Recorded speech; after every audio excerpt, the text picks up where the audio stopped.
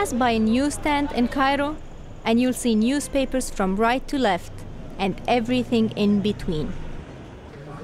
Visit the brand new headquarters at one of Egypt's independent dailies, and you'll recognize the territory of journalists everywhere. But what you cannot see is what is not written.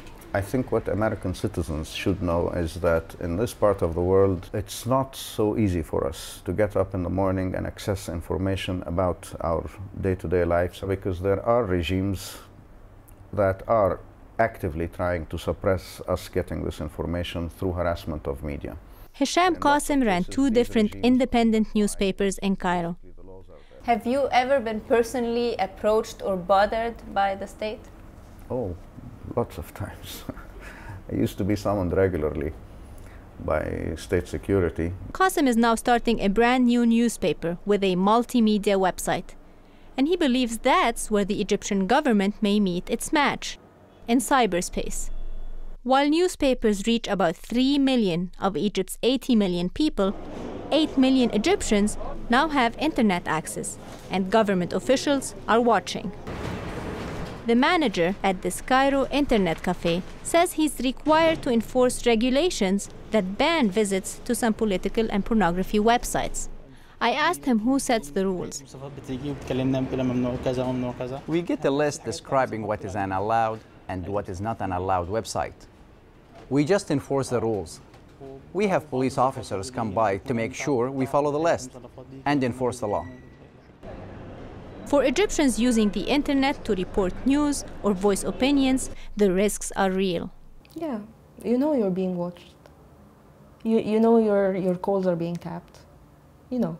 Nora Yunus is one of an estimated 160,000 bloggers in Egypt. The government is coping with technology, so now we have a new police department called the Internet Police. And they say they are after internet theft and, false credit card using and other stuff. But at the end of the day, they are the ones who deal with the bloggers. Both bloggers and mainstream print journalists have been threatened and jailed.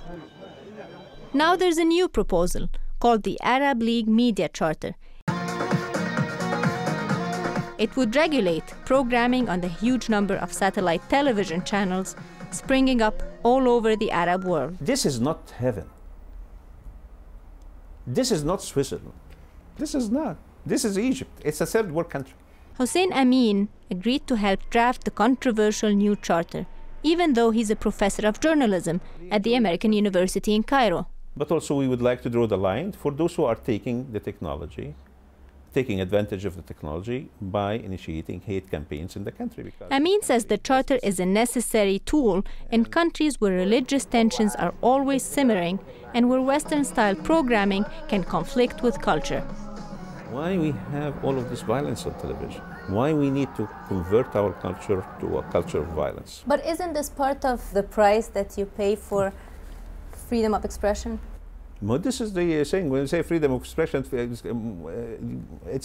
I'm a liberal man.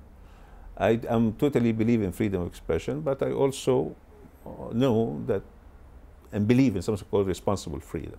Whether it's called socially responsible or censorship, journalists object to any kind of limits on their freedom. It's basically a preemptive strike against the future of the information business.